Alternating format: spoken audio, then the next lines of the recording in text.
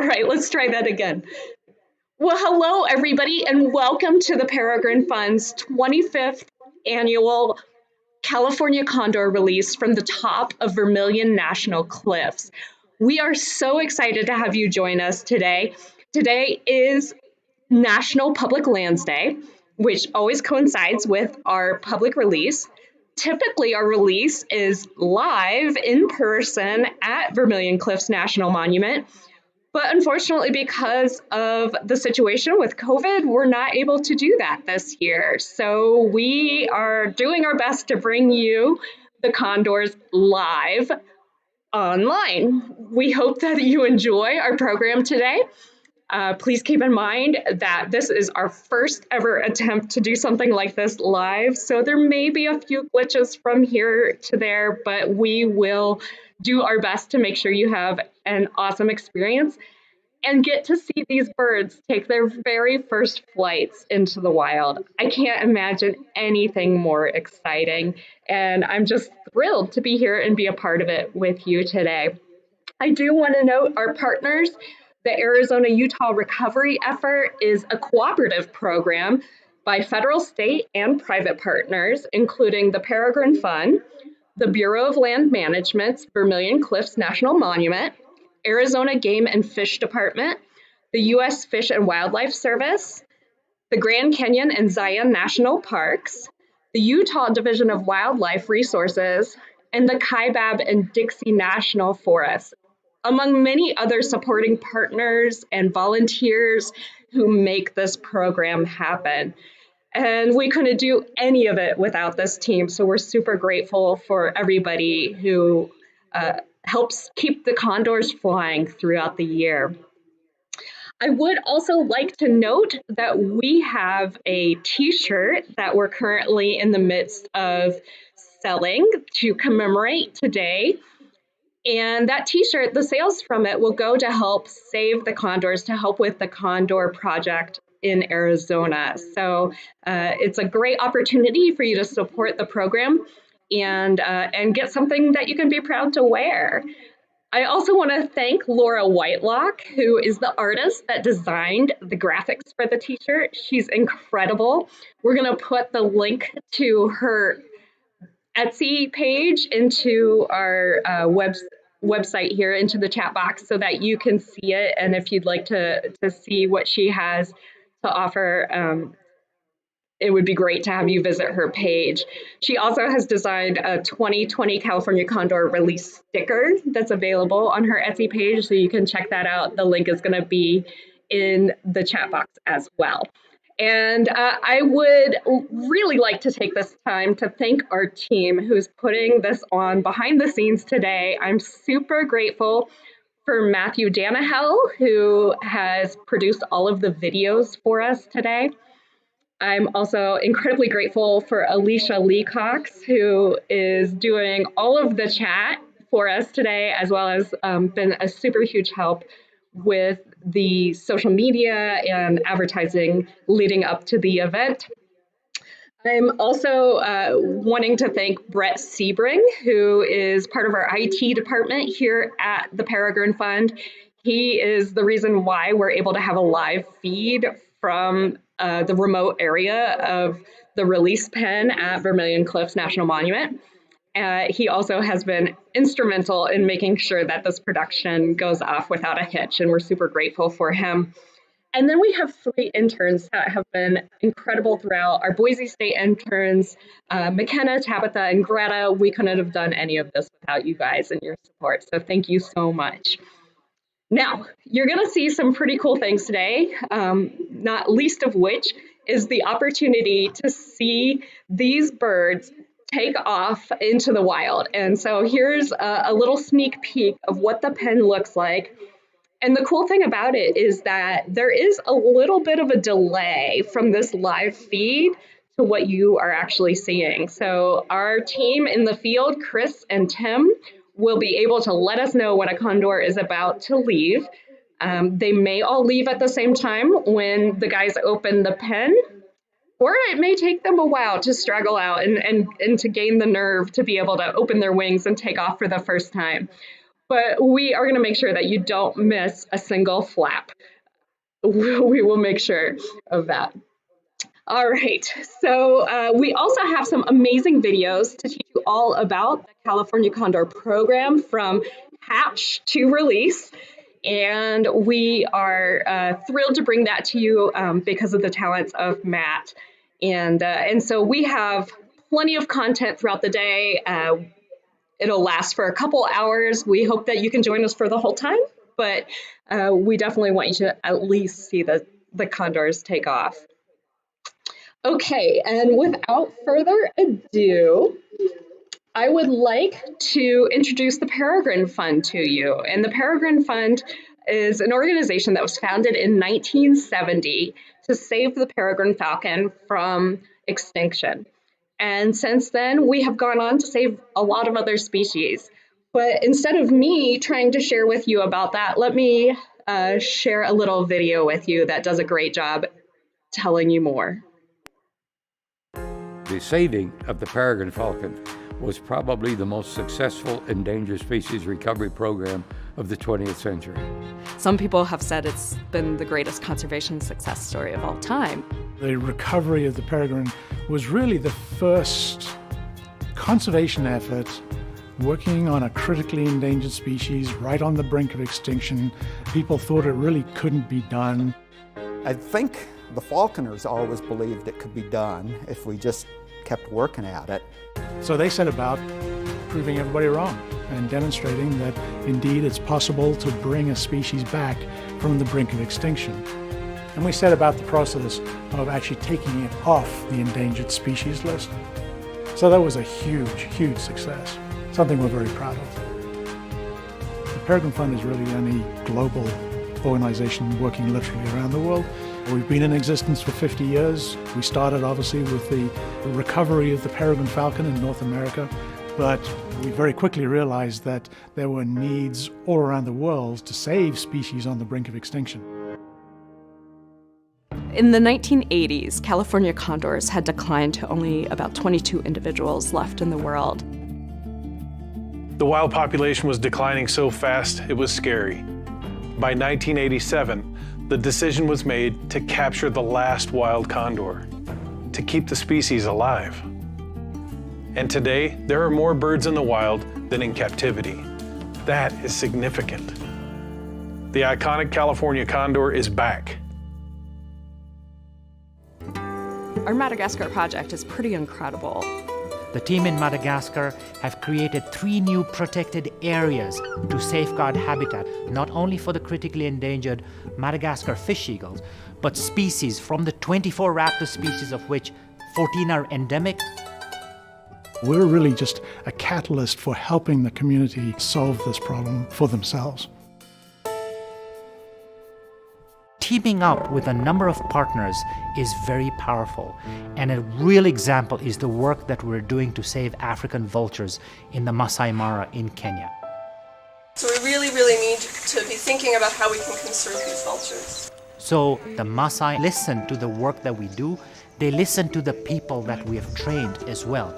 Seeing that project develop has been really fun to watch because it's working.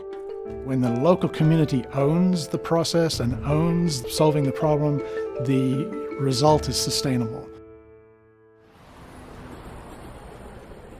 The next 50 years is going to be very challenging.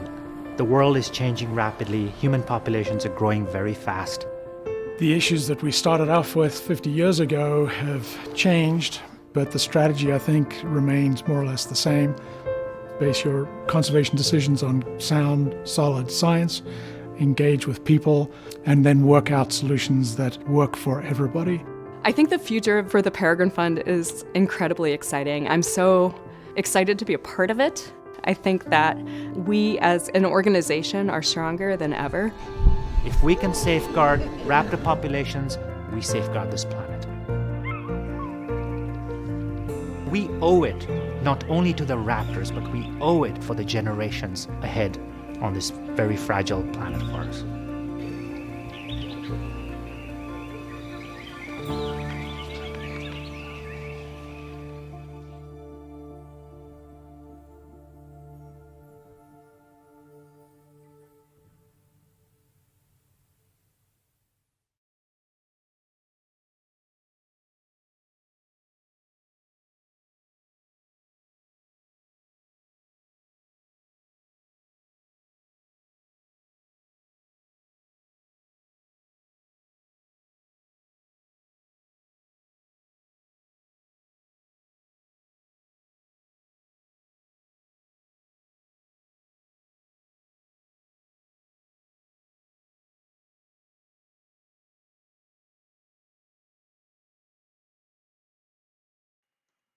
All right, sorry about that. I keep forgetting to turn my mic on.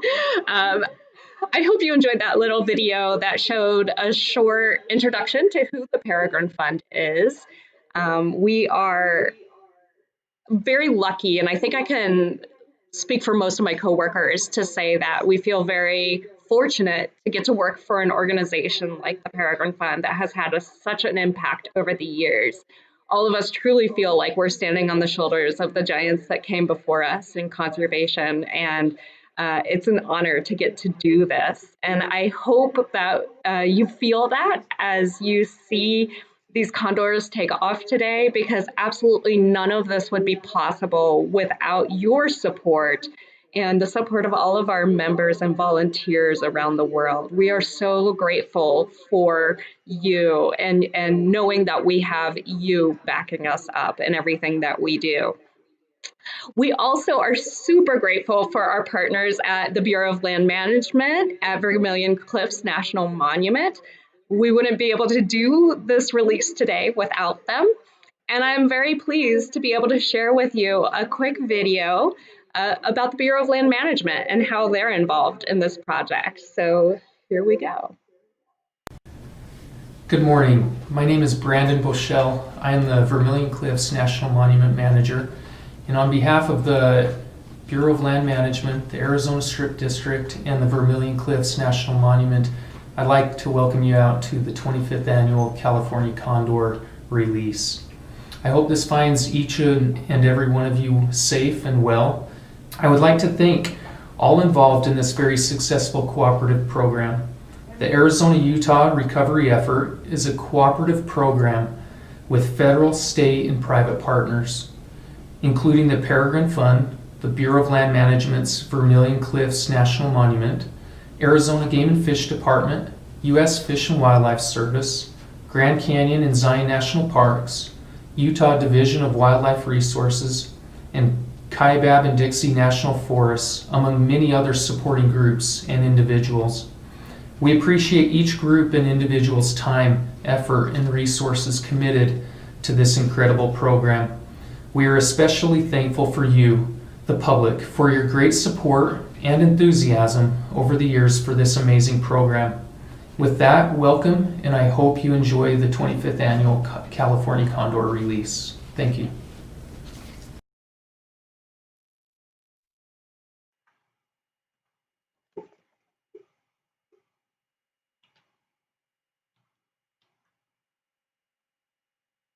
All right.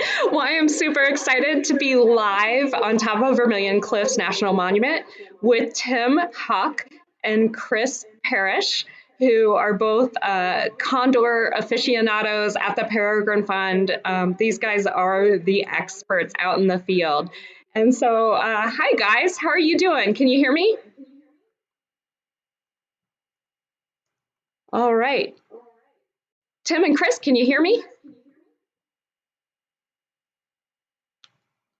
Hi guys, can you hear me?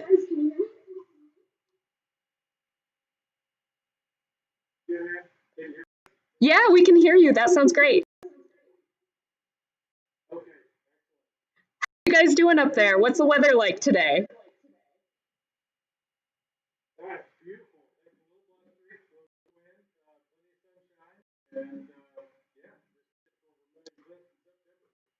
Oh, fantastic. So tell us what we're going to see today. Tell us what this event's all about.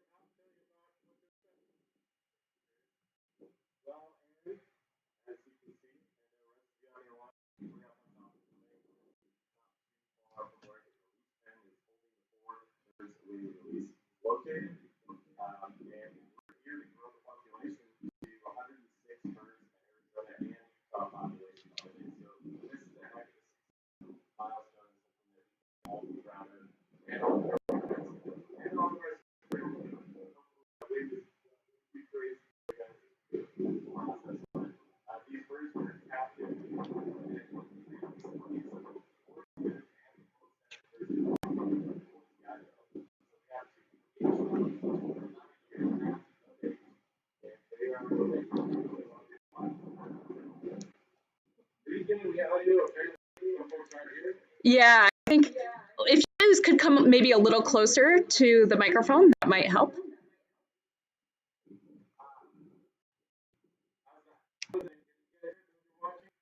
It sounds better to me.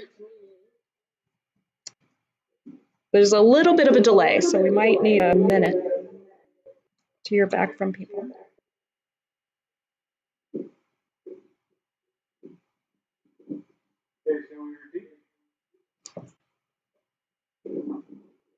Yeah, let's try and start from the top there. Okay. Thanks everybody for joining us. Chris Mayer, the conservation director for the Peregrine Fund, and Tim Hawk, our Condor program manager, will lead you through what's in the Thank you for joining us. You all know what are you what's going to happen today is we're going to And see how much you can hear, because it's hard to know with the delay. What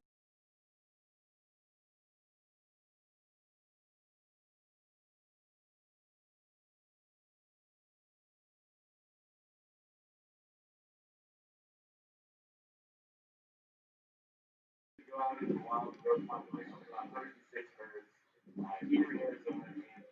So what a great day to celebrate, and blue skies and lots of wind, which the birds are going to love. With a 9.5-foot wingspan, a little bit.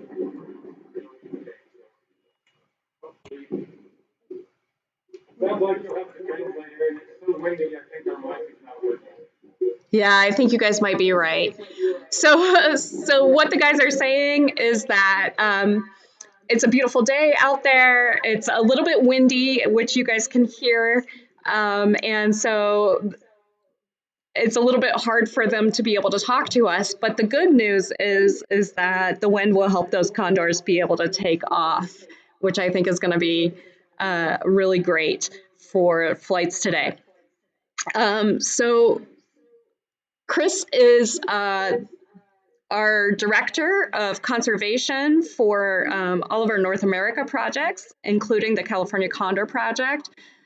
He is also one of the co-founders of the North American Non-Lead Partnership, which has been an important part of the California Condor recovery, as well as protecting raptors all throughout the United States. And so we are super grateful for the work he is doing. And Tim Hawk here is our Condor program manager, and he manages everything that's happening out in the wild with these birds. And we have 4 birds that are going to take off today. These 4 birds came from both the Oregon Zoo and the Peregrine Fund's World Center for Birds of Prey, which is headquartered in Boise, Idaho. We have a breeding program where those birds can hatch, and these birds hatched last spring, so spring of 2019, and will be released to the wild today for the first time. So this will be their very first flight in the wild. All right, if anybody has questions that you'd like to ask Chris and Tim throughout, I will make sure to relay those questions to them and then relay their answers back to you. We'll play a little bit of telephone today. Since this is our very first time trying this, we now know that it'll be a little bit difficult for them to respond directly, but that's all right. We will adapt and it will be fantastic. Okay, so that is Chris and Tim. I'm going to do a quick video about the Condor transfer so that you guys can see what it was like to transfer these birds to the release site today.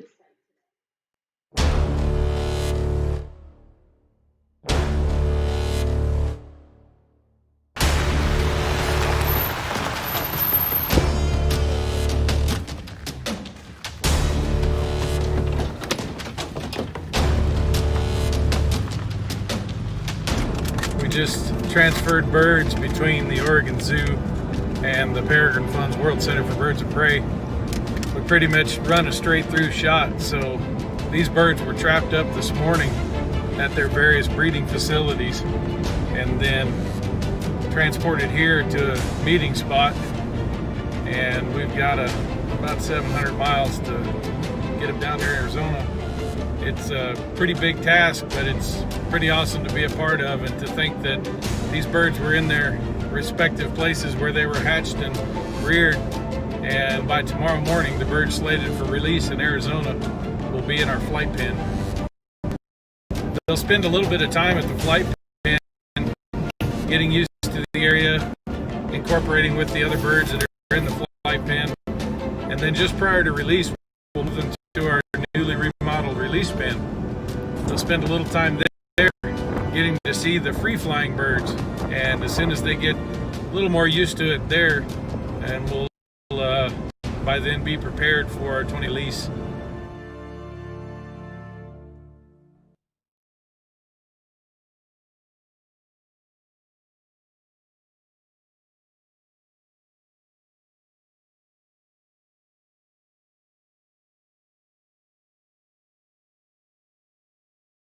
Thank you.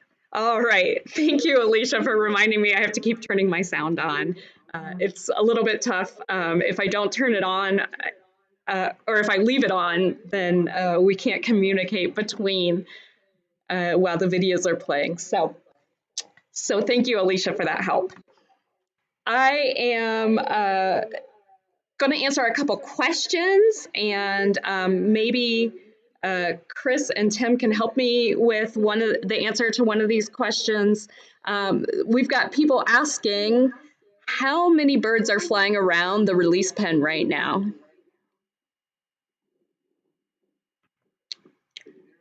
Yeah, I can hear you guys.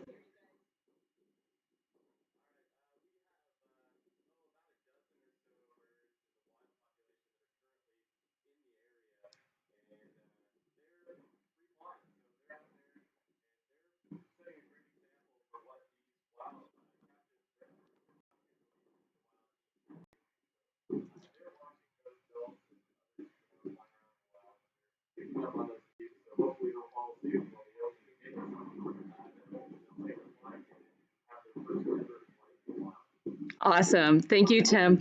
So for everybody that is listening, what Tim just told us is that there are about a dozen birds flying around the release pen right now. And they're doing a great job of showcasing for the birds that are in the pen what they should do when the pen opens. So the birds that are slated for release today rely heavily on the wild birds to show them the ropes. And so that's it's super helpful that they're kind of hanging out watching what's going on. It might also help encourage some of those youngsters that are in the pen to come out when the door is finally open. So that's pretty cool that that's the case. And let's see, next we are actually going to get ready to release the birds.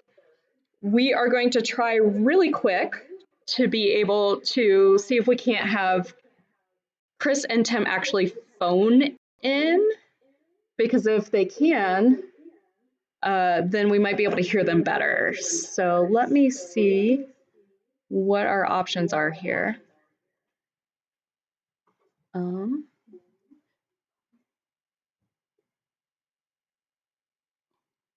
Hey, Chris. All right, Chris, can you try and talk, and we'll see if people can hear you. You bet. How are you guys doing? We're here in Vermilion Cliffs in a nice windy day. Can everybody hear? Let's see. Well, our previously tested equipment failed us in the out-of-door conditions that we find ourselves in today, but we're gonna try to do a workaround. This is so much like field work. It's so true. One of the things that we pride ourselves on at the Peregrine Fund is that we find a way to do the work no matter what stands in our way. And so hopefully Let's see. Are you guys able to hear us now? Can somebody comment and let us know if you can hear us? Stacy says it's better, so that's good. Because I'd really like you to be able to hear directly from Chris and Tim. They're the experts. Yeah.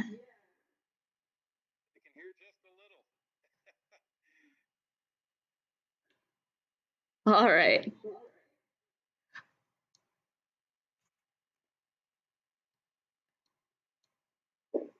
Okay, so it looks like it's better, yeah. It's sort of a low volume and scratchy, but a little bit better, yeah. That's true, yeah.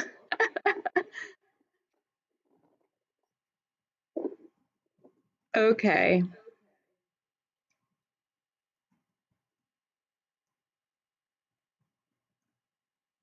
Okay, well, here's what we're gonna do.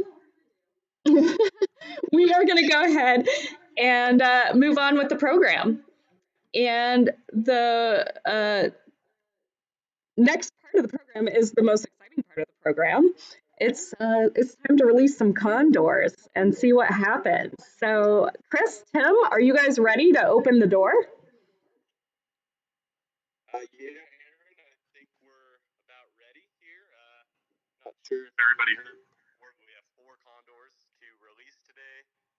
They will all have different tags. They're 4Y, TC, 8Y, and 9Y. And these are just unique identifiers for us biologists to track those birds as they make their way into the wild. And they've also are equipped with transmitters as well so that we can keep telemetry on them and monitor their every movement as they make their way and navigate this new environment.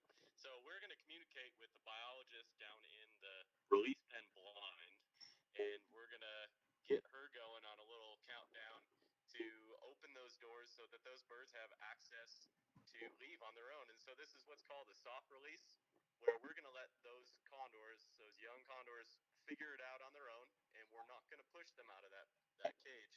We're going to let them leave at their will so as not to stress them out and let them do it on their own time. It could take a matter of seconds. It could take a matter of an hour, but we'll be here watching to see what happens, and you guys will be as well on the live feed. So this is a much better view than you would get from down at the bottom of House Rock Valley. So I hope that you guys can enjoy it, and we can celebrate the addition of 4 birds to the wild. All right, thank you so much, Tim. For those of you that couldn't hear Tim, basically what he was saying is that they are going to go ahead and open the pen. The birds might take off right away. It could take a few seconds, or like he said, it could take hours for those birds to decide to leave. So we really don't know what to expect. But whatever happens, it's going to be exciting. And what's really cool about the whole day is that we're going to have 4 birds that have never been part of the population added to the population today. So we typically have just over 100 birds in northern Arizona's sky, and now there's going to be at least 104 out there, which is pretty cool. So we are just waiting for them to go ahead and open that door, and we will let you know as soon as the guys have gotten the door open.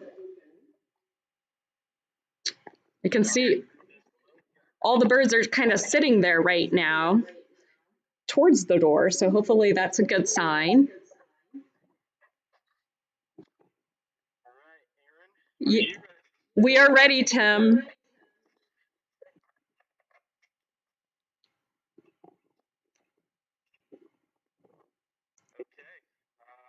let's get that door open and get this thing going.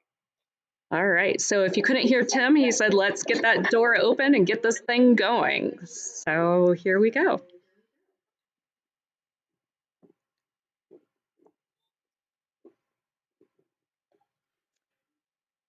So somebody asked, Tim says it's opening now.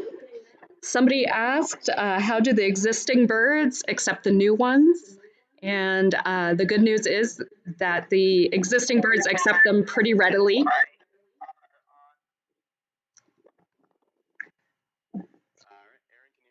Yep, I can hear you, Tim. Okay, yeah, these birds are at the bottom of the social hierarchy within the flock, so they're going to be the least dominant as they enter their way into this new environment. So they might get pushed around a little bit by some of the older birds in the population until they can prove that they can hold their own in a carcass, and that's one of the things that we're out here watching is to make sure they integrate well into the flock. So it might take them a little bit of time, a day or two, to get comfortable, and for the rest of the population to get comfortable with them as well. But they'll find their way. Thank you, Tim. And for those of you who didn't hear that, Tim was saying that these guys are kind of at the low end of the pecking order for the flock. And so they will sort of follow the adults around and slowly be accepted into the flock. Yeah, there's a lot of action. All right, they're getting ready to leave and exiting the pen. So Okay, awesome. So we're on a bit of a delay, and Tim and Chris are letting us know that the birds are getting ready to exit the pen. So keep your eyes on the screen. It's about to happen.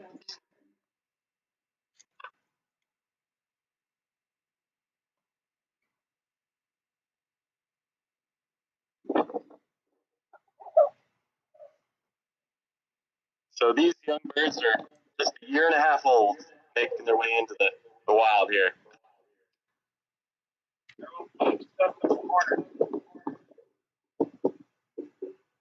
Oh, good. I'm seeing that the audio is good now and everybody can hear you. So that's excellent. Yeah, I think we had a little lull in the wind. So yeah, keep an eye on the live feed. It's getting hot and heavy down there. They're moving around quite a bit. Awesome. This is so exciting. I've never seen this before myself, so I'm as excited as everybody.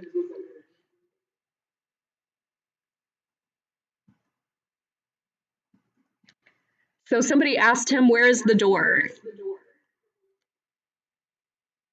So the door is actually located in the front of the trap. So we're looking in plane with the door, so you can't actually see the door itself. But they will exit right there in front of the perch that they're sitting on. At least that one bird is sitting on. And somebody's asking, what is the temperature right now in the field? It's a very nice, about 85 degrees with 15-mile-an-hour winds or so.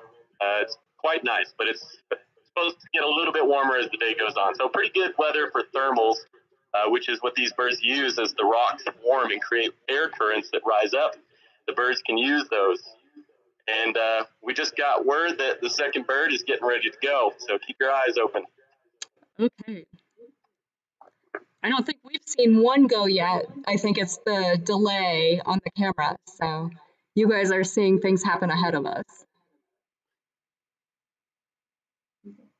Okay, well, keep your eyes open because it's happening. It's any second now, I swear. But yeah, they're doing great, and they're taking to the wind really well. Very exciting.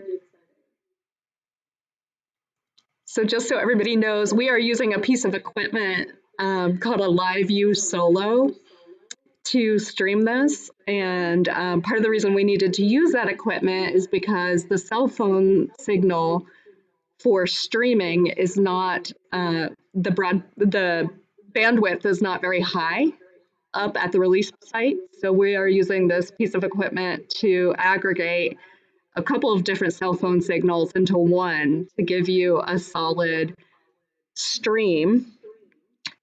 But a consequence of that is that there's quite a bit of a delay.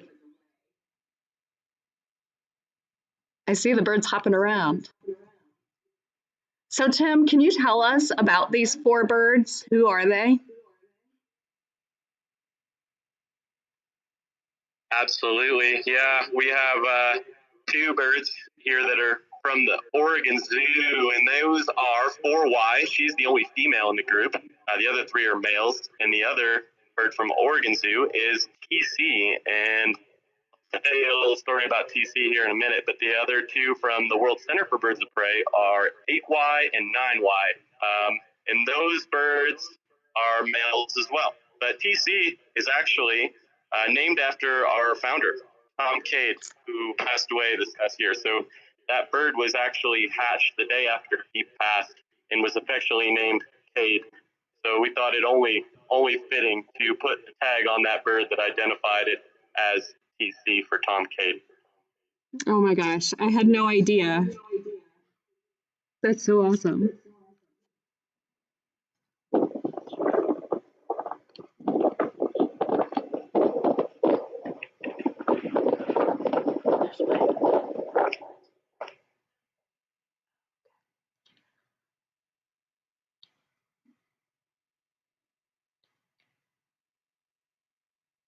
So, Tim, we have a question asking if there are any special considerations that we take when releasing condors near areas that are affected by fire.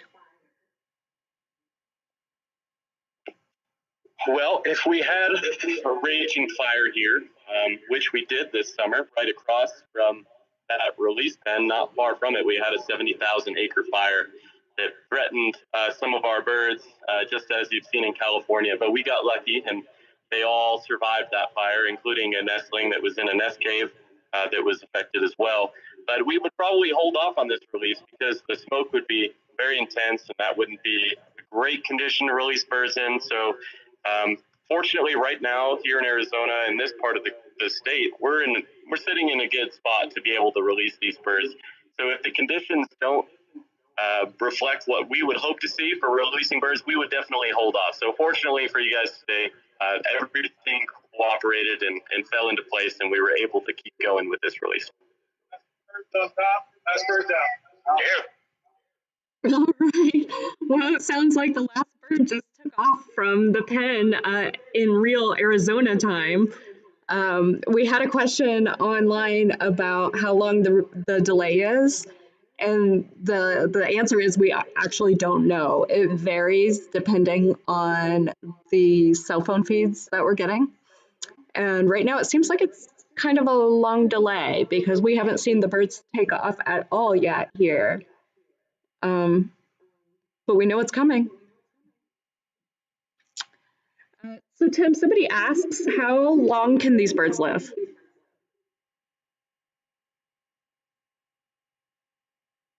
Yeah, we don't know in our current population what the exact numbers are, but we know from experience that condors are a long-lived species. They can live for 50 to 70 years.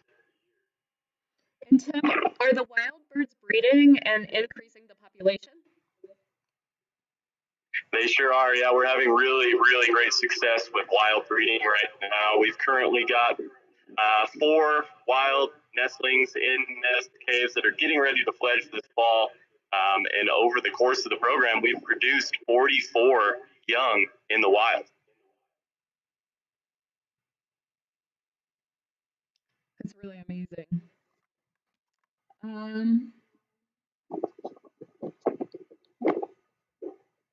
So one of the questions that we got was about the feeding of these birds. And so Tim, do we put carcasses outside of the pen to lure these guys out, or how does that work? Yeah, so we do feed these birds in captivity for the time being, and then the day before release, one of our biologists, Erin Brennan, actually went out under the cover of darkness so that the birds didn't know what was going on, and she placed a few carcasses, calf carcasses, these are stillborn calf carcasses from local dairies, out on the rim of the Vermilion Cliffs so that when that gate opened this morning, there was some food out there to entice them. And so we do feed supplementally still for this purpose, for releasing young birds into the wild, as well as managing the rest of the population when we need to change out transmitters or do health assessments. How often do you guys do health assessments? Well, every year we try to trap up the entire population as best we can. We don't get all of them, generally 75 to 85% of the population we can actually trap. And yeah, we usually time that in the late fall, early winter, which is timed right after the local hunts when the birds are most susceptible to being exposed to possible lead poisoning. So that is the number one threat to California condors still is lead poisoning. So we do everything in our powers to mitigate that and treat birds when we can. So by trapping them up and taking a blood test, we can get a 3-minute result in the field to tell if that bird needs our assistance, and we can treat that if necessary. So we're seeing really solid numbers over the last few years, and hopefully some nice decreases in the amount of exposure thanks to a lot of programs run by our state and local agencies and our partners in Arizona Game and Fish and the Utah Department of Wildlife Resources. And they're offering free non-lead ammunition to the hunting community that hunts in the range of the condor out here. So it's been quite a successful program, and it's been really great for the birds and the people of the local area here. That's awesome. And Tim, can you tell us a little bit about the North American Non-Lead Partnership? What's that all about? Hi, Aaron. Oh, Chris good. here. Chris is back. I just walked back out from running the camera, and sorry for the delay. But yeah, lead poisoning has been identified in our project as well as others in these reintroduction programs as the leading cause of mortality. And we've gone to the point of identifying where these potential sources are. And as Tim said, we've worked with our partners, Arizona Game and Fish and Utah Division of Natural Resources, to develop programs for voluntary participation in using non-lead ammunition or removing the remains of carcasses that contain lead from the field so that condors and other scavengers don't have access to them.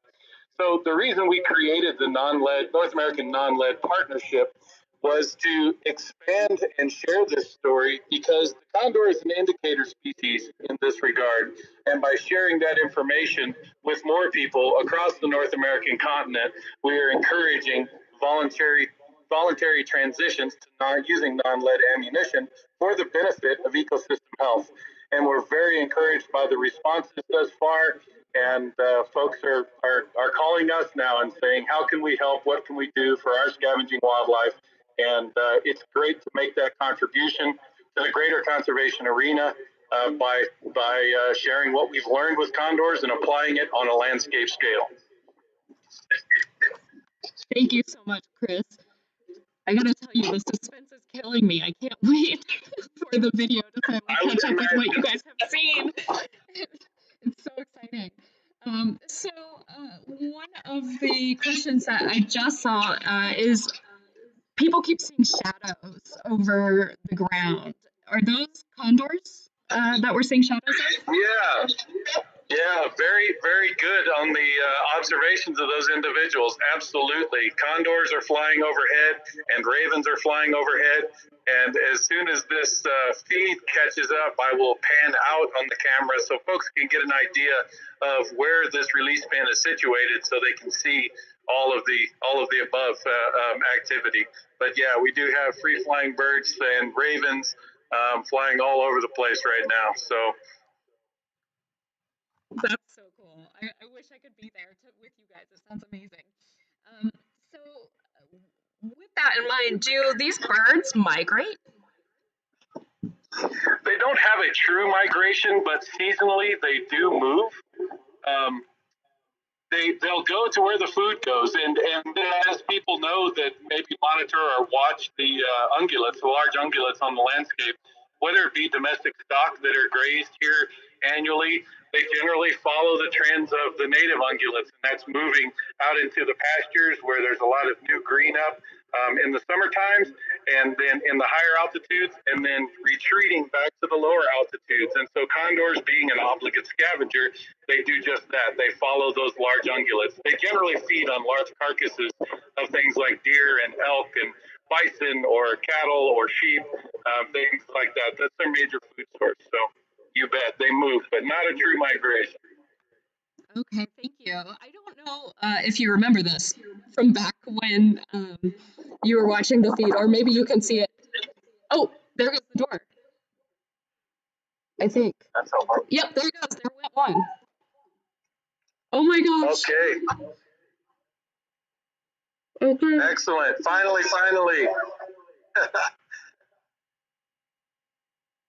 There's some activity. Now you're seeing it. Yeah. Oh my gosh, I'm speechless. I would be if I wasn't so excited. And I want to say congratulations to everybody.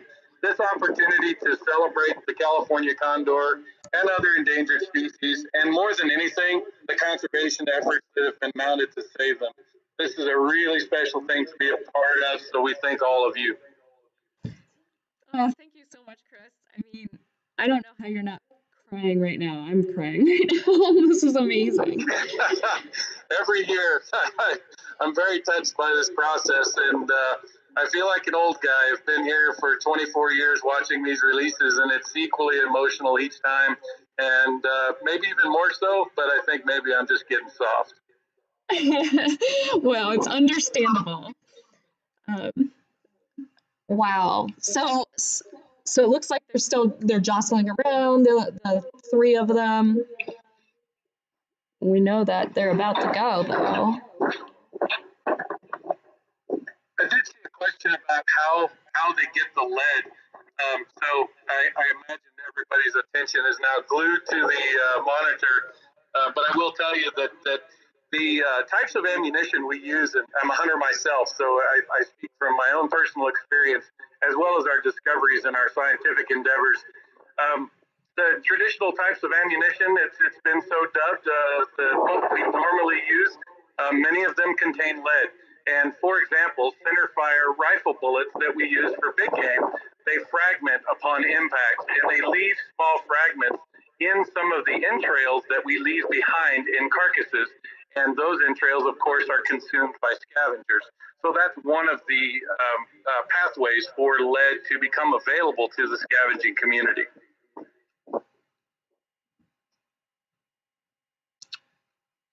So it seems like it takes them a little bit of work to figure out where the door is. Like they want to go, they just don't know how. Absolutely. Yeah, can you imagine? I mean, their life, think of the life of a wild hatch bird, 6 months in a nest, watching from that opening and seeing the wilds out there. And these birds produced in captivity have a very steep learning curve. So by preparing them for release and getting them in the area, oh, this is the last one. Going. Sorry, we're watching the monitor with you all. You can only imagine all of these synapses firing when these birds are finally able to spread their wings and feel the updraft from the Vermilion cliffs to take their first flights in the wild. It's got to be awesome. Yeah, instinct just takes over. It's amazing. So some people have been asking, why are we releasing these birds here? Why not California? Or why not release the birds that were hatched in Oregon? Why not just release them in Oregon? That's a great question. And I think you have to start with something like we have all started with the recovery plan. And the idea that these birds are being reintroduced into their natural areas, their historic areas. So the last condor sighting in Arizona, for example, was 1927. So they were in pretty recent history here in Arizona. And there were much more of them back during the Pleistocene, but that's a little farther back. So it's all in a prescribed way via the recovery plan to designate areas to repopulate them and to put our efforts there until we establish a self-sustaining population. And that's the biggest part of this goal is we want a self-sustaining population. And the thing we overlook often is so many questions have been answered. Will they find enough food? Or conversely, was food one of the limiting variables? Will they actually breed in the wild? Many of those questions have been answered, and that is most exciting because, in fact, they are finding enough food. They are breeding successfully in the wild. And so new release sites are being considered every year. And as the recovery program continues, in order to achieve the goal of having two spatially disjunct populations that are protected from one another from catastrophe like a fire or something else. That's the reason for having these two, one in California and one in Arizona, northern Arizona and southern Utah. So it's all prescriptive based on that recovery plan. And with all of this new information, that will be used by the U.S. Fish and Wildlife Service to then monitor, to adapt the management plan to where we are today with the successes and also the milestones or the hardships that we find these birds encountering, like lead poisoning, how we can move forward and release them in other places. All right, so it looks like that last one is still trying to figure things out. Poor 8Y. He's trying to figure out how all of his buddies ended up in the air. Here he goes. Yeah, mind you, they've been in captivity, so they're not necessarily spending all of their time looking for a door. Yeah. Like the birds in the wild, they're looking for food, they're engaging with one another, and so that door is a very new thing to them. And wait till they go out of that door, all of the rest of the new things follow. Oh, there he goes. All right. I guess your guys' job is done. Oh, far from done. I'll turn it back to Tim, and he can tell you about the rest of the celebration and what happens the rest of the day while monitoring these birds for the coming weeks. Thank you so much, Chris. So yeah, all four birds have flown out, and I saw a question about where are they now? Since you can't see the broader picture from where we're located, but all four are out in the wild, and three of them have landed on the rim of the Vermilion Cliffs, not far from here. And the other one is down below the cliffs, a little bit lower. And so we've got biologists down in the valley with trained eyes and spotting scopes on those birds, trying to keep an eye on them and monitor their every movement, because at this point, their safety is our first priority. We want to keep these birds alive and healthy, and the one thing that they face that we can step in when needed is ground predators. So the number one predator for condors out here is coyotes, actually. So we want to give them every leg up that we can, and if a bird goes down too low in the valley, they're not supposed to be down there, and that's not what the rest of the population is doing. They don't know that yet because they were raised in captivity, and they do have good high perches in captivity, which train them, so to speak, to be up higher off the ground. But it is our job, if a bird should lapse in judgment, to kind of nudge it up a little bit and keep it off the ground by gently scaring, well, hazing is what we call it, that bird up from the ground and acting like a ground predator to show it that that's not a safe spot. And so we want these birds roosting at good, safe locations on the cliff face by the end of the night. So we'll be out here till dark. Anybody, I think we'll have to cut the live stream at some point, so you won't be able to watch us the whole time, but we'll be out here. That's awesome. Hey, we were wondering if you guys could maybe zoom the camera out now, since the birds have left the pen. Maybe we can see the sky and see the birds flying around. Yeah, we actually did zoom the camera out, but I think the delay is so much that it might be a little while before the viewers at home actually get to see that. So maybe we can figure something out.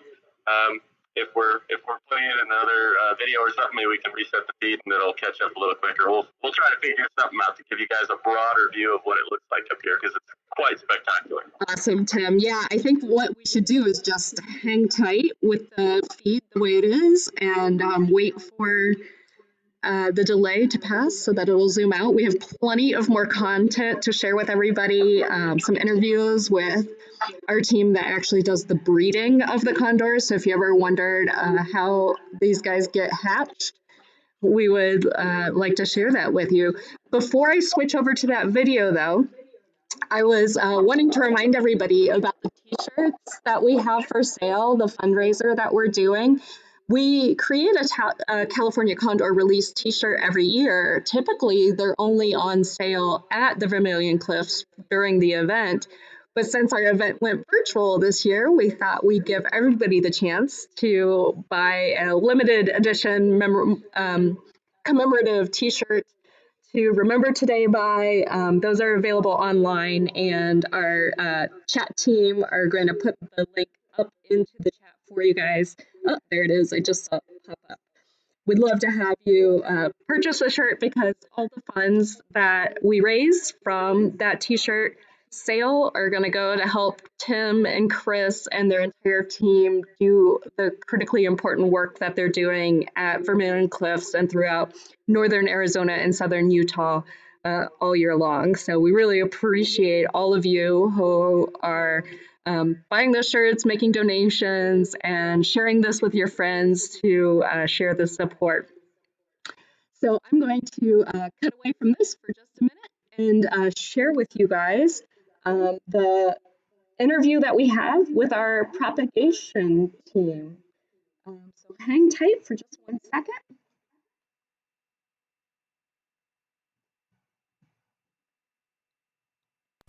All right, and at this point I am very fortunate to be joined by not one, not two, but 4 members of the Peregrine Fund's propagation team. Propagation manager Leah Medley, and then prop specialists Aaron Worry, Carolina Grantham, and Chelsea Heights. The 5th and final team member, Heather Springsteed, unfortunately not able to be with us today, but hey, 4 out of 5 is not bad. So thank you so much for joining us today. I know you've got a lot going on and a lot of very busy work days, so we're so thrilled that you took the time out of your day to come and speak to us and be a part of this event. Thank you so much. We're going to dive right in with an extremely hard-hitting Pulitzer-level journalistic question, and that is, tell us the latest Condor gossip. Oh, yeah. What's the 411? Yeah, nothing too scandalous right now. We do have... Then why am I talking to you? Yeah, right. We do have 45 condors in total, and that is with 9 juveniles that were produced this year. We do have a couple of new pairs that we're planning to introduce pretty soon, and that's based off of the Condor pairing matrix. So every year in the recovery program, or every few years that is, we'll kind of have a geneticist associated with the program evaluate the relatedness of all the birds, and then they make suggestions for future pairs that could increase the genetic diversity of the whole population. It's very interesting stuff for sure. It makes a lot of sense, but also probably a lot more mathy and sciencey than perhaps I realized. But I'm sure you could say that about so much of your job. I'm sure there's plenty of things that somebody like me who's not familiar with the ins and outs of condor propagation just would be very surprised by. So, surprise me. What are some other surprising things about the job that you do every day? One of the most surprising things would be the number of different hats that we have to wear. So a big portion of our job is like daily care and observation of the birds. But we also have to, try our hands at things like fixing leaking pipes, sewing privacy curtains, driving a tractor and doing brush clearance for fire safety, and even writing grant proposals. And in the past year, we've all become like construction design experts because of the construction of our new Condor building. And so I've learned more about like door types than I ever wanted to know. Yeah, for sure. I think something else I think some people may find surprising is that it's not just sticking birds in a pen and babies pop out. It takes a lot of skill, a lot of technique. We really have to be super dedicated and understand these birds and use kind of a science-based approach to really understand what these birds are going to do and be able to produce those birds that are well suited for release.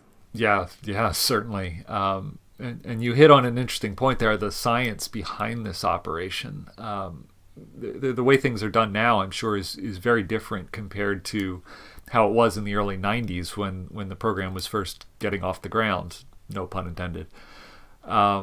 These are proven methods that have shown to produce more condors and condors that are better equipped for life in the wild, and that didn't just happen. Can you talk a little bit about how these new techniques have been developed?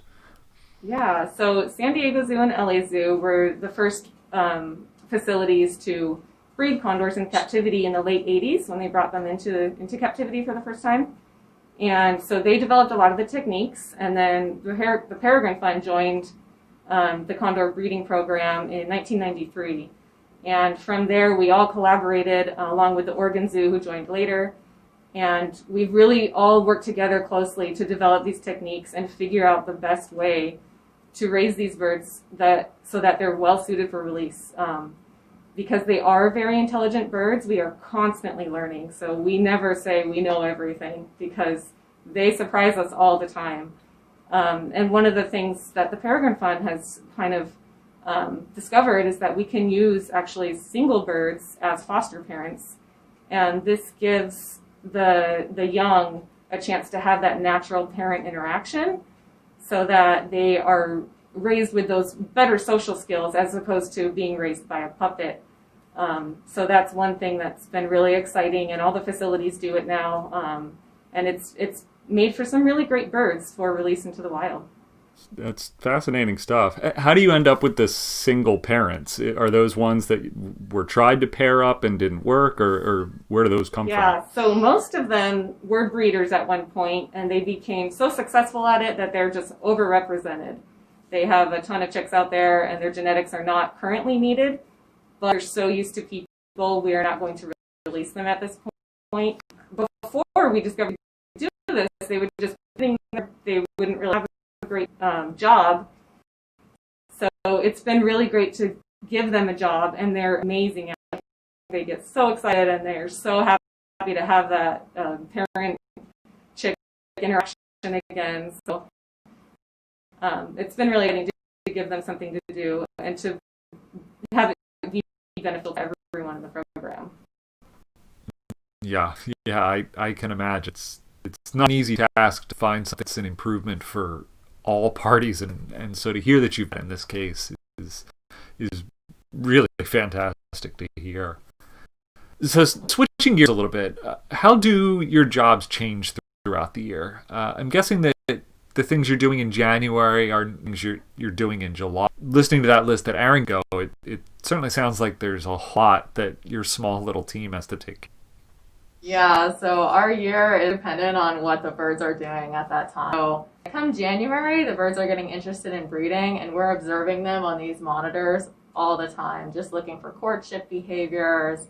And then as we get closer to laying season, it'll let us know when a bird's going to lay, how a pair is doing, all of that stuff we're watching. And then once we have eggs, we are in our busy season because it takes a lot of monitoring to both do our management practices, like if we want to increase production, a lot of times we'll double clutch certain birds, and if they're just going to have one egg, we're going to watch them incubate up to about 2 weeks, and then we'll pull that egg to artificial incubation.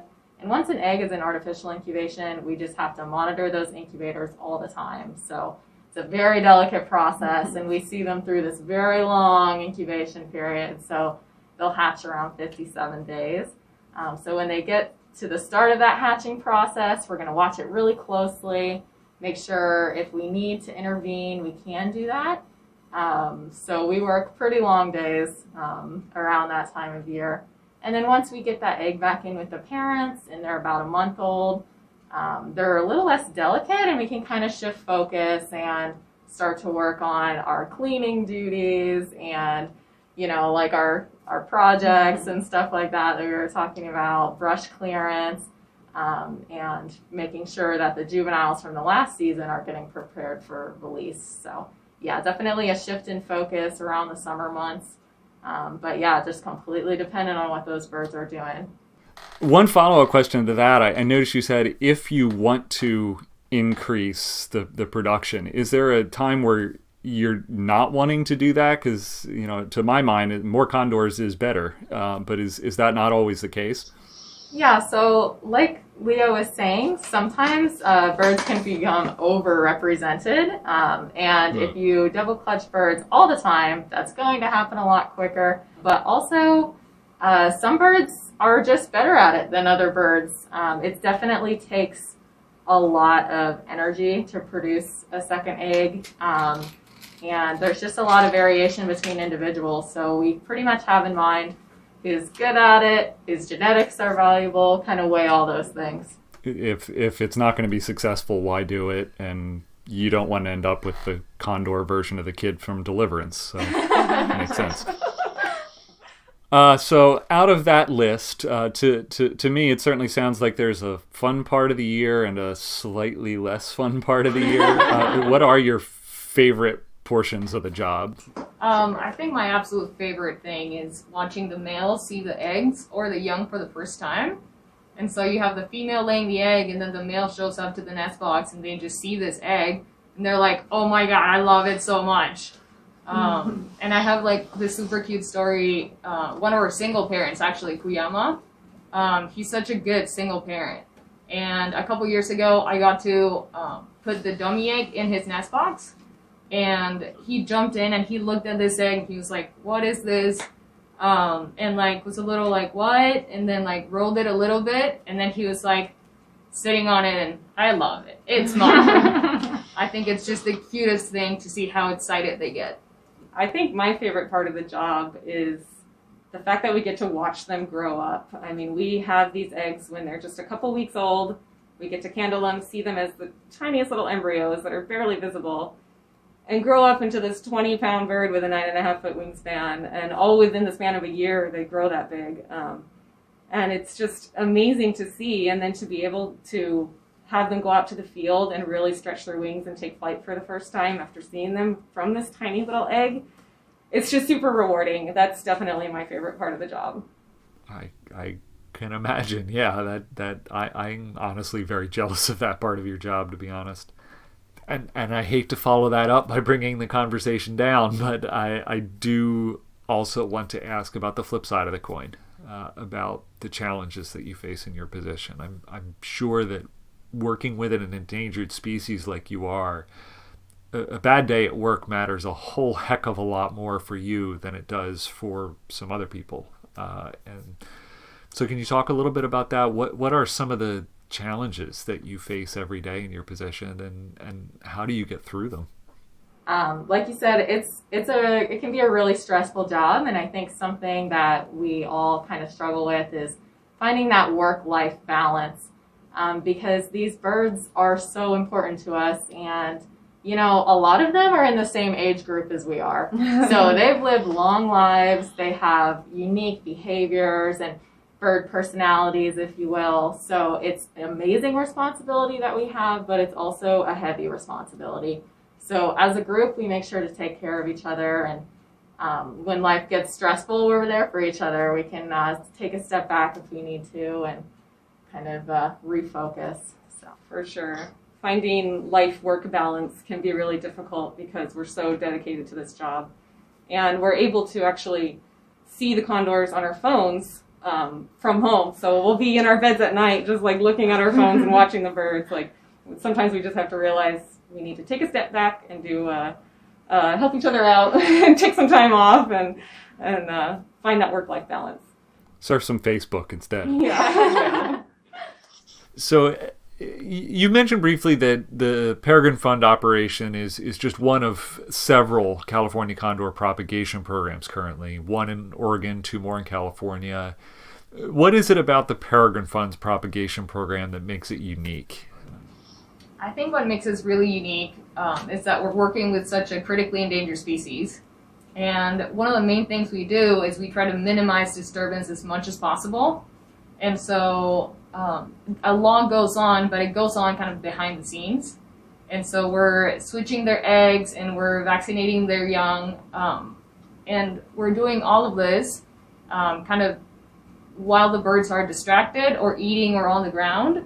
And so it's such a unique thing for us to like have them be as undisturbed as possible. That's going to encourage successful reproduction, is going to discourage aggression towards their mates, towards their chicks. And those are the kind of things that we're looking for and what makes us so successful. I think like at many other zoos, they have special departments for, say, like ordering food and like food prep or like cleaning and maintenance, things like that. And here, back in propagation, we have to do most of that for these birds. And I think it comes with its own set of challenges, but it gives us a better appreciation of the scope of the effort that it takes to save the species. Yes, it is certainly not a small feat. And, you know, all of us are so appreciative of what you do and grateful. And the birds would be too if they completely understood. I'm sure they don't, but we're grateful for them. So looking forward into the future of the Condor Restoration Project, where do you see this going? Where do you hope it's going? I know you've got some big projects in the work like the new barn, but what's in the future? What's coming up for you? Well, in the immediate future, I think just continue to make as many birds that are great for release into the wild. But I think our ultimate goal is to kind of work ourselves out of a job. I think if the wild population was doing so amazing that they no longer needed this captive propagation, even though we would all lose our jobs, I think we would all celebrate, because that means that the condors are doing great out there. And one of the main ways we need to get to that point is to just continue to engage the public and encourage people to be stewards to our environment. Absolutely. That's why we're doing this, you know, to spread the word. And it's easy, I think, to look at that goal and say, oh yeah, it'll be great if it happens, but it's never going to happen. And I think that's a awful attitude to have, because it is a very viable goal. Yeah. You know, the Peregrine Fund has done it before with the peregrine falcon, our namesake. And, you know, looking at the numbers of this program within my lifetime and looking at you, I'm guessing all of your lifetimes, there were no California condors in the wild. And to look at where we are today, it's so encouraging. And, you know, I don't want you to lose your jobs, but I want you to lose your jobs. Yeah, exactly. That's how we feel. That's a good future to look forward to. All right. Well, thank you so much. We really do appreciate you taking the time to be a part of this event and lend your expertise. It is a remarkable program that you have here, and I hope our viewers have gotten a sense of that. We're very fortunate to have you, and looking forward to future years of success. Thank you. Thank you, Matt. All right, now get back to work. Go. Condors. All right, well, that was pretty cool. I love seeing what our propagation team does. Those guys are so dedicated. They live up here on site so that they can be available 24/7 for the California condors and as they're breeding and raising their youngsters. So it's really a labor of love that they do.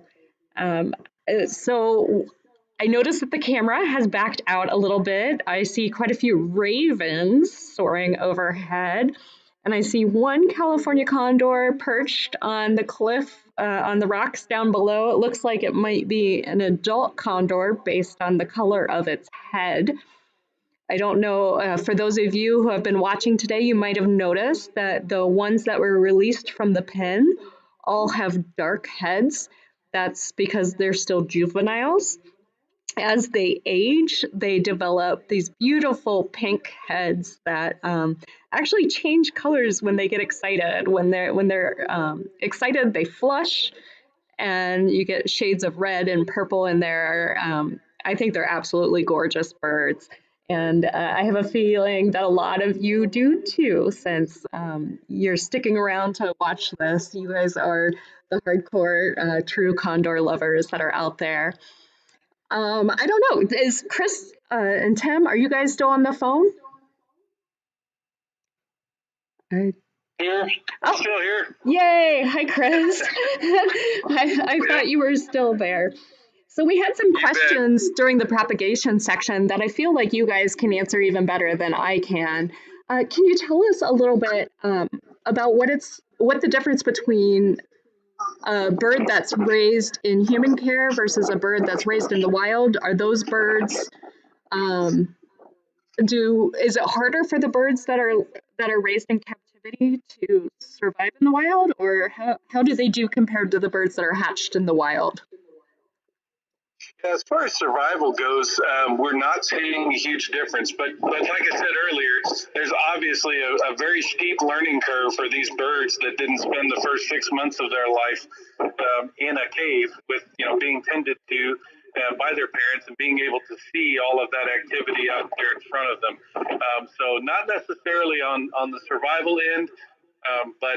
It's amazing the work that the captive propagation teams have done from San Diego, Los Angeles Zoo, Oregon Zoo, and of course at the World Center for Birds of Prey.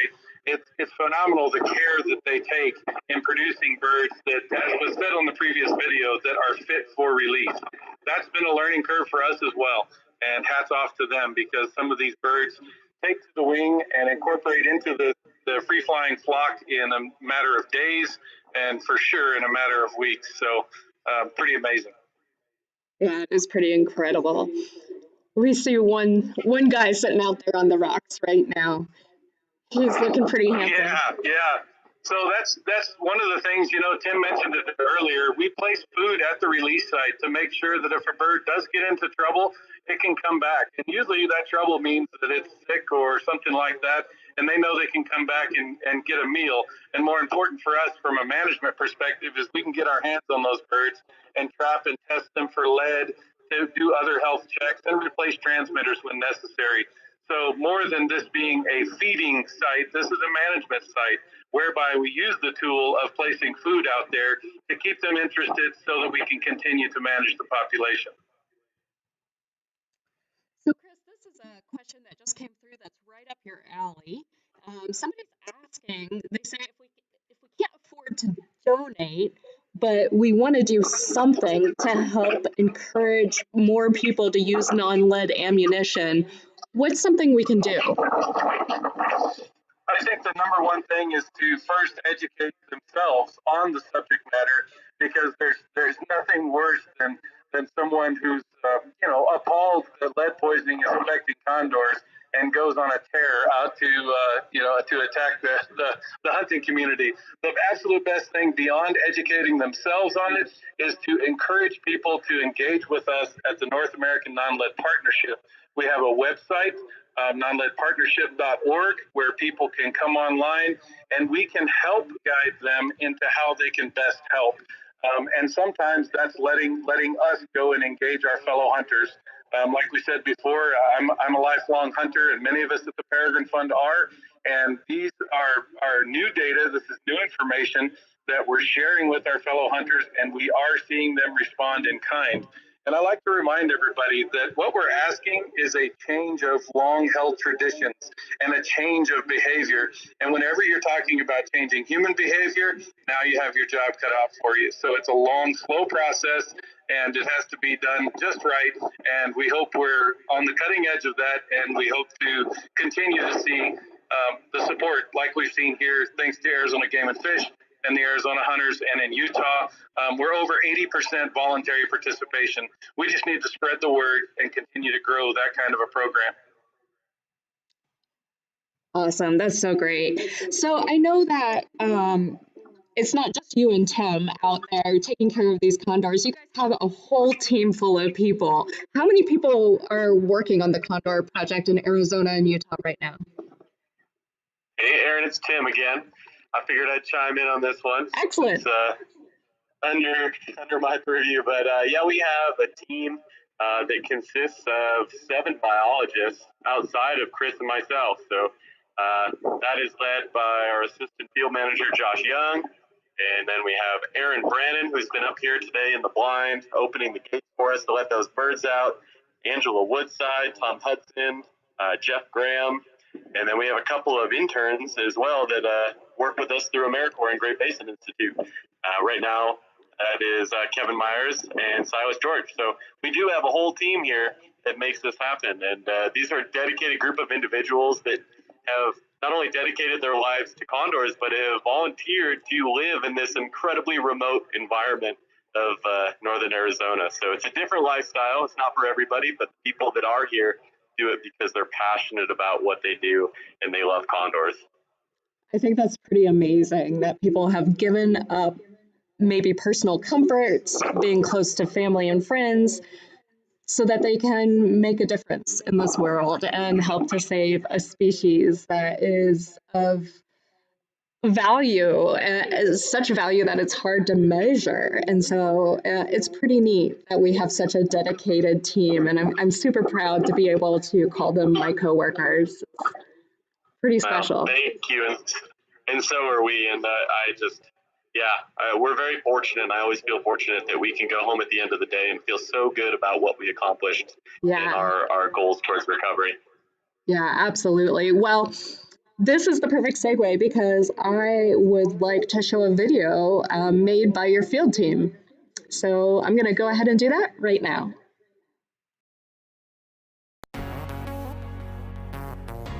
Hey there, my name is Josh Young and I am the Assistant Field Manager for California Condor Reintroduction in Northern Arizona. Hi, my name's Tom Hudson. My name's Angela Woodside. Kevin Myers. Jeff Graham. Aaron Brennan. I've been with the Peregrine Fund for about 3.5 years. 4.5 months. 2 years. 6 years as of this December. In just a few days, not too far from here, up on these very cliffs that you see behind me, 4 California Condors will be getting their first taste of the wild.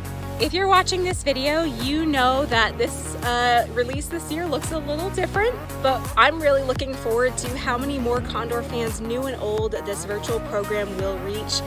I'm looking forward to being able to show the Condors to the whole world, you know, people who wouldn't normally be able to see them, not just the close neighbors here, but anyone who's got access to the internet. I think it'll be a really good experience for the public, and then them get to see all the behind the scenes stuff that normally only we get to see. I still get excited when release season comes around again.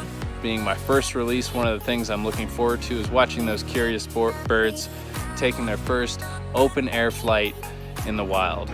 Every year, we don't know how each bird is individually going to react to being in the wild. They're young and inexperienced, and they've never been out in the wild before, and they're very unpredictable. So one of the challenges is spending all day watching their behaviors and then hoping they make the right decisions, and then having yourself in the right area just in case. 1 minute they're on a nice safe ledge, and the next they're plummeting down to the ground, and then it's biologists to the rescue to go and encourage them to get to a safe spot for the night where they're out of reach of predators like coyotes. While it can be a lot of work, it's also extremely rewarding. From their wobbly first flight off the end of the cliff through to learning what it takes to soar. It makes it so rewarding for us once they finally figure out the whole being a wild condor thing.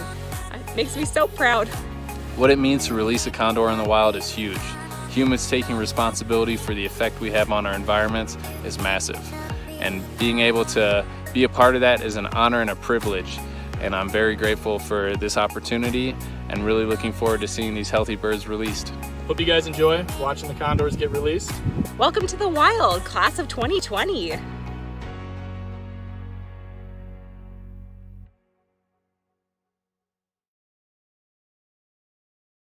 All right, I'm not gonna lie. That video makes me tear up every time. It's so awesome how dedicated our teammates are. And yeah, welcome to the wild, class of 2020. That's pretty cool. So, Chris, Tim, are one of you still there?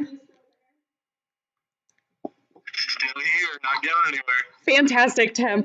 Well, we heard about your team and how long they've been with the Peregrine Fund and kind of what's inspired them to come work here and to do this difficult but rewarding work. Can you tell us a little bit about yourself? How long have you worked at the Peregrine Fund? Geez, now you're getting into the heartache questions. Great. Okay.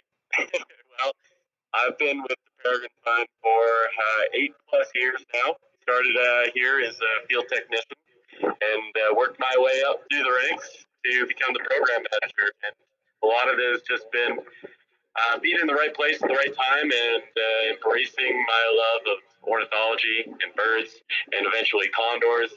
And once you get to work with condors, we find that we get a lot of people that just can't break free of this place because you fall in love with these birds and their social behaviors, and there's so many behavioral observations to make and so much work to be done that I love it. And I think our whole team is in the same boat, which is what makes this program so successful.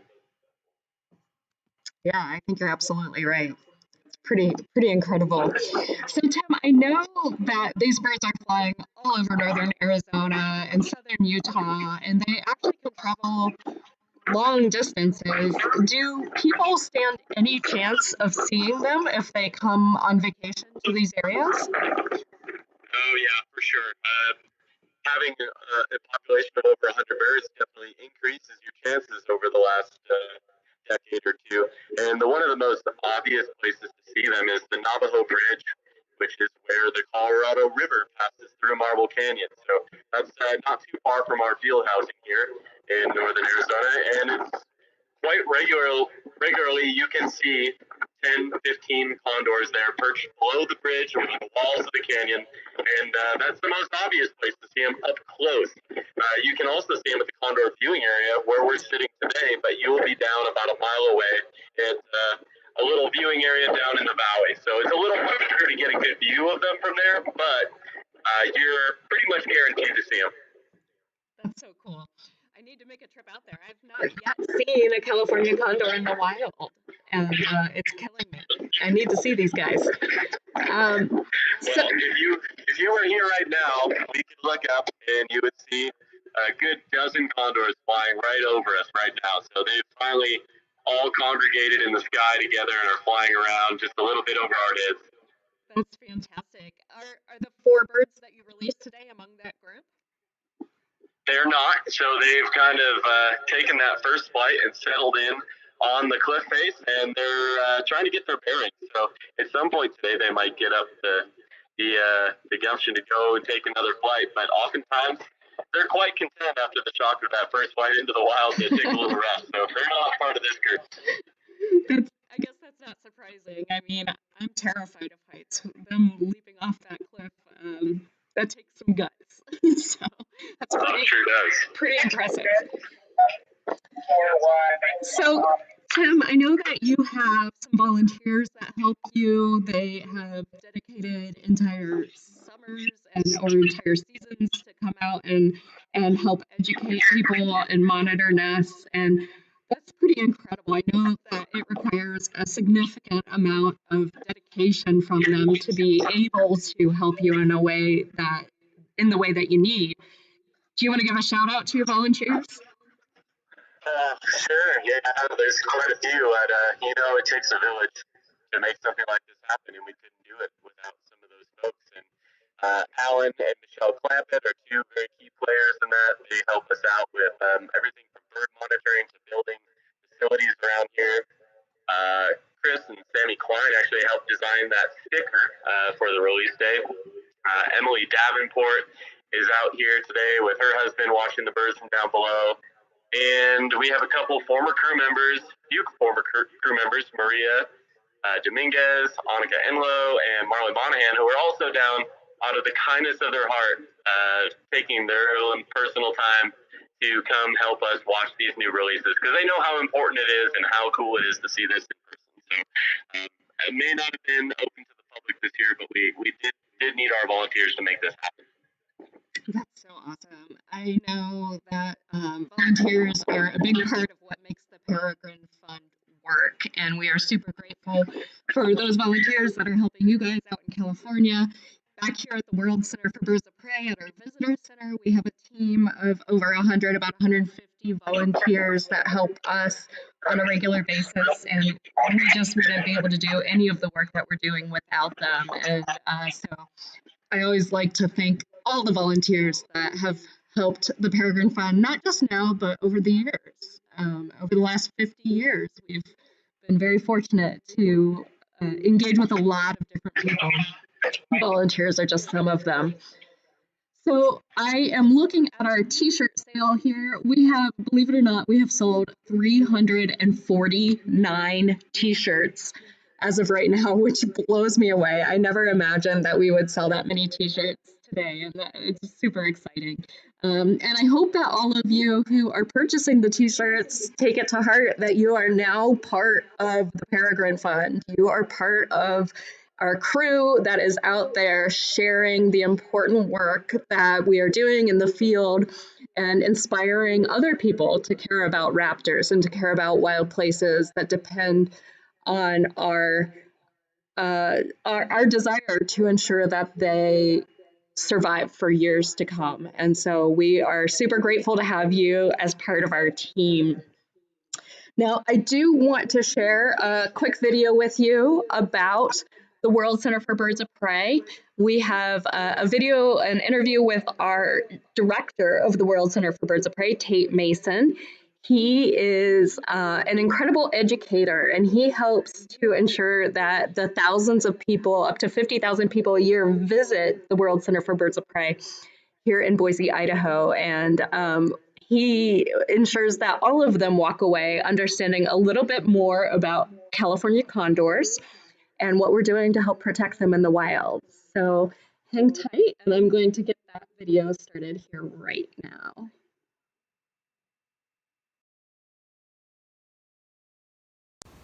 Hello everyone, my name is Tate Mason, Director of the World Center for Birds of Prey. We're so excited to be part of the 25th annual Condor release and just a milestone along the path to the recovery of this iconic North American raptor.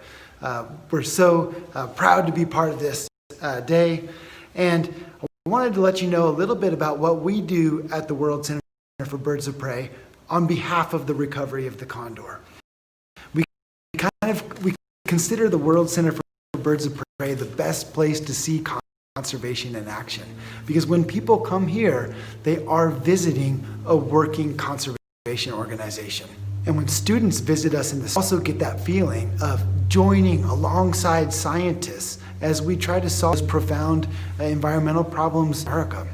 And we use the scientific method as a way to sort of discover what the problems are in the environment, and then we use all sorts of techniques and what the next steps might be.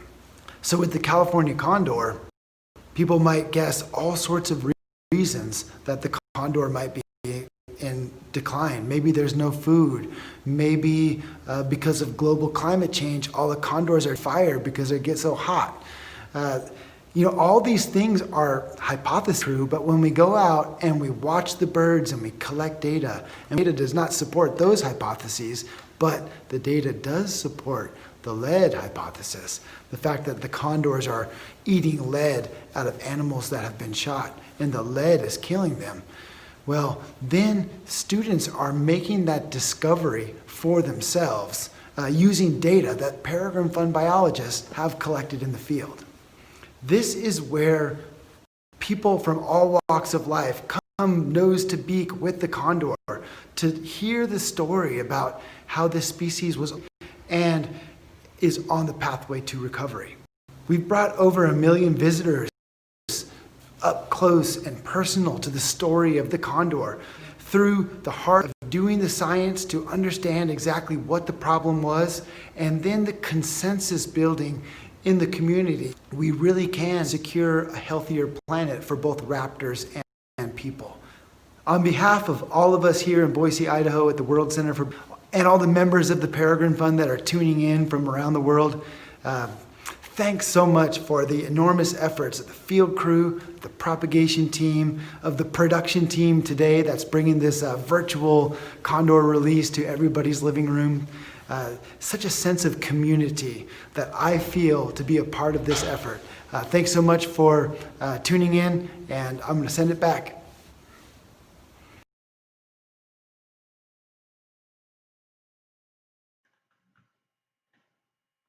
Excellent. Thanks, Tate. It's so nice to hear about what our education team is doing in Boise, Idaho to help other people learn more about the California condor and how they can help protect them in the wild.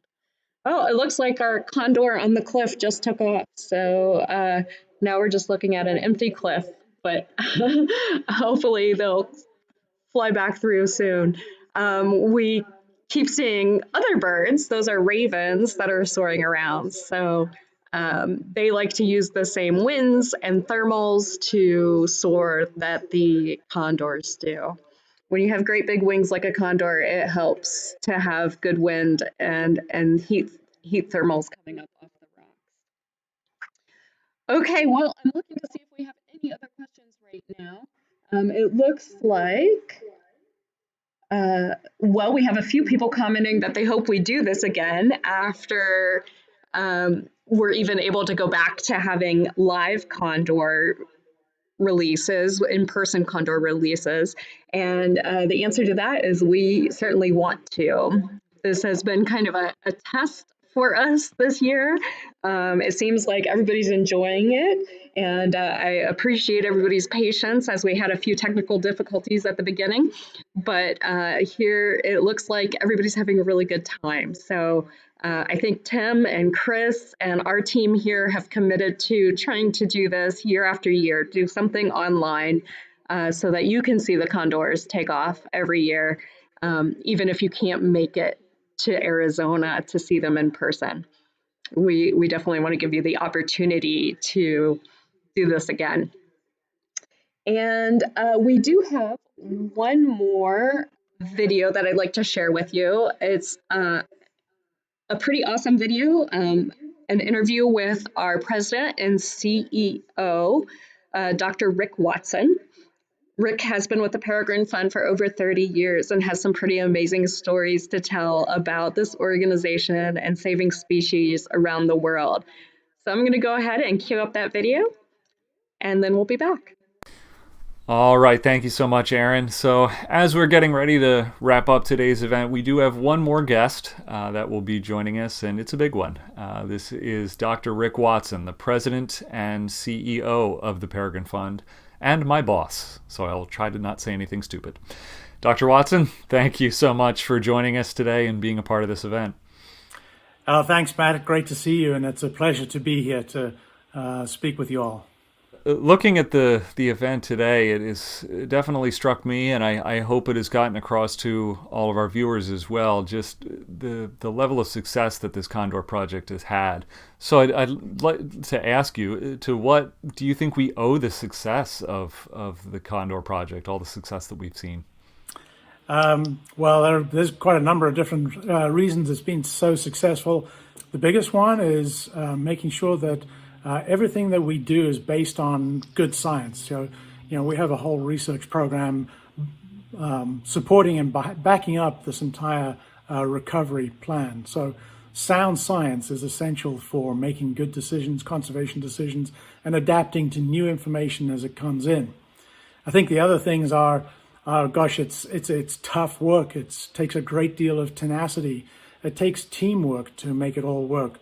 And then I think the third sort of major thing is the high level of collaboration and cooperation that we have with our partners in this program. We're not doing this by ourselves. We work with the U.S. Fish and Wildlife Service, and we also work with other organizations that are breeding California condors, like San Diego Zoo, LA Zoo, and Oregon Zoo more recently. So science, teamwork, tenacity, collaboration, those are all really key ingredients in a successful species restoration program like this. Absolutely, absolutely. And the condor is certainly not the only species that's in need of recovery. Unfortunately, the world today is in peril for a lot of species, and those four pillars certainly can be applied elsewhere. And so how have the lessons learned through the success of the Condor project been applied to saving other raptor species? It's a great question. The Peregrine Fund started off by breeding and releasing peregrine falcons, hence our name. 50 years ago, the species was right on the brink of extinction in North America, and through captive breeding and release, we were able to bring it back from the brink. What we've learned with California condors is that they're rather different. We can breed them fairly successfully in captivity, but the whole process of releasing them back into the wild is much more complicated than, say, releasing falcons is. They're scavengers, they're intelligent, they're very curious, and to be honest, they get into trouble when you release them. They do things that are not good for their own survival. So what we learned there is to, instead of releasing these birds like we do with falcons at fledgling age when they first learn to fly, we actually hold them back for about a year before we release them. And that gives them a certain amount of learning to go through while they're safely in captivity, and then they survive much better in the wild. Well, then we've been able to apply that lesson to other raptor species, other vultures, for example, in South Asia, where there are restoration programs going for 3 different vulture species that almost were extinct in the wild back in the early 2000s. And the folks doing that work learned a great deal from us and the work that we've been doing on California condors and how to release them safely back into the wild. Other species that we've worked with are like the harpy eagle from Central America, a species that we did a captive breeding program with through the 2000s. And again, we learned that using the lessons from the California Condor program, that it was better to hold those young birds back in captivity for about a year before releasing them into the wild. They had a much higher survival rate if you did that. So lots of lessons learned from the California Condor recovery program. And lessons that we would not have learned had that aspect of science not been there, had those observations not been made. Yeah, absolutely. Everything has to be based on sound, observations, statistical analyses, really understanding what you're seeing based on good science. So looking at the work that the California Condor Project does, it certainly is just one of many projects of the Peregrine Fund. How does that particular cog fit into the work of the Peregrine Fund as a whole? The Peregrine Fund sort of strategically has created 4 major pillars on which we base our conservation actions. One is to save critically endangered species like the California condor through captive breeding and release. So taking really species right on the brink and saving those species is something we do as a specialty. Saving critical landscapes. We're working in Darien and Panama to save that rainforest, and in Madagascar as well to save forest and wetlands that are critical for the survival of not only raptor species but many other animal and plant species as well. And then thirdly, we tackle landscape level threats. So California condor is a classic is dealing with a classic landscape level threat in the form of lead poisoning from spent ammunition. The condors will forage on the carcasses of animals or just gut piles that hunters may leave in the field. If they've used lead ammunition, there's enough lead in those remains, oftentimes, to definitely sicken and maybe even kill California condors and other species as well, other scavenging species like the bald eagle and golden eagle and even mammals. So tackling landscape level threats is the third pillar, and then engaging people to inspire them to value raptors. And once you value a group of animals like this, you want to take action to save them. So the California condor checks off 3 of those 4 major pillars fairly readily. Critically endangered species, landscape level problem that we're dealing with, and engaging with people to inspire them to take action. So looking forward, what are your hopes for what this project is going to look like in the future? 5 years out, 10 years out, 50 years out? What do we hope this becomes? Well, hopefully 50 years out, this project is done and finished, and we've moved on to other things.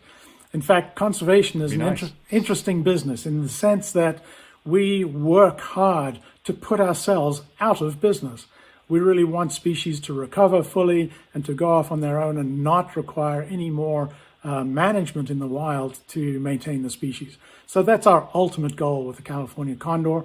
To reach that goal, the primary problem we need to resolve is the lead poisoning.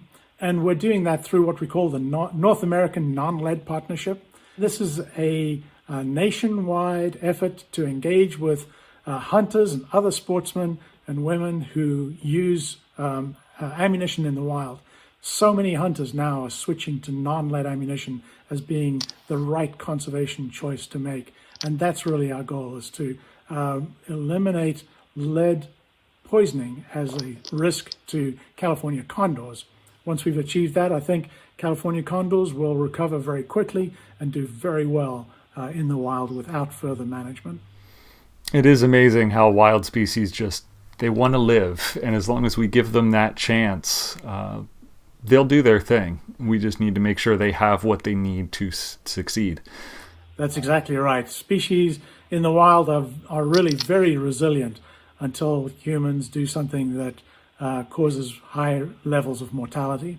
But the great thing there is that if it's humans causing the problem, it's also humans who can solve the problem. So it's really in our hands as human beings to make this world a better place for wildlife to live.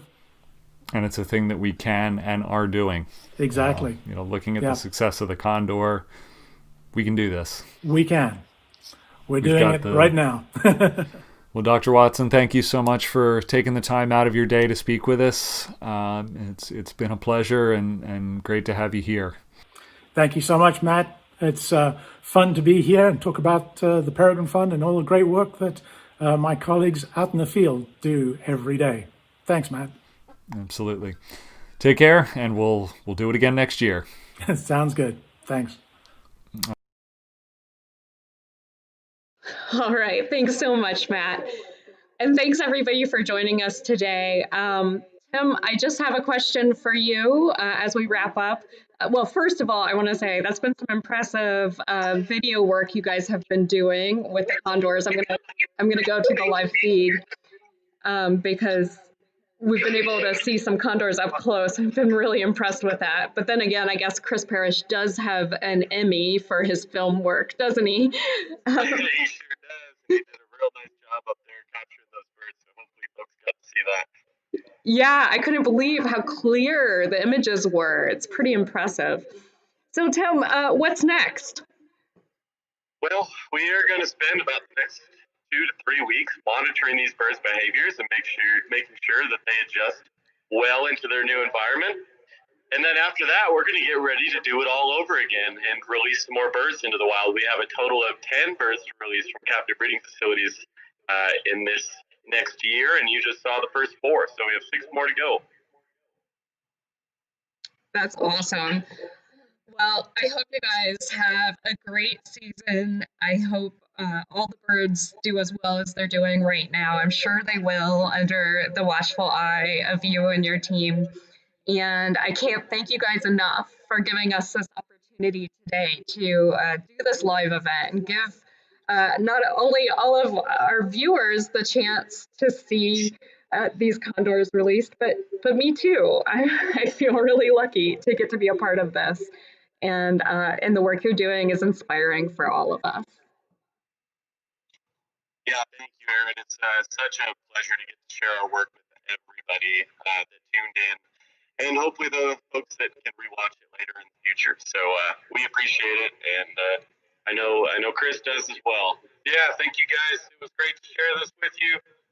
Hopefully things will be different next year, next release. Come out and join us, and look for more live streaming as we figure this system out and share more with you. Thank you all. Thank you, Chris, and thank you, Tim. Thank you, everybody. And I just wanted to say thank you guys for joining us today. Thank you for supporting this project, for supporting the Condors, and for being a voice for them. We appreciate all of you who have become members today, who have purchased a shirt today, given us a donation. It's because of all of you that we're able to do this work. It's because of you that there are 4 more California Condors flying free in the skies of Arizona right now. And that's pretty exciting. I cannot express enough gratitude for all of you.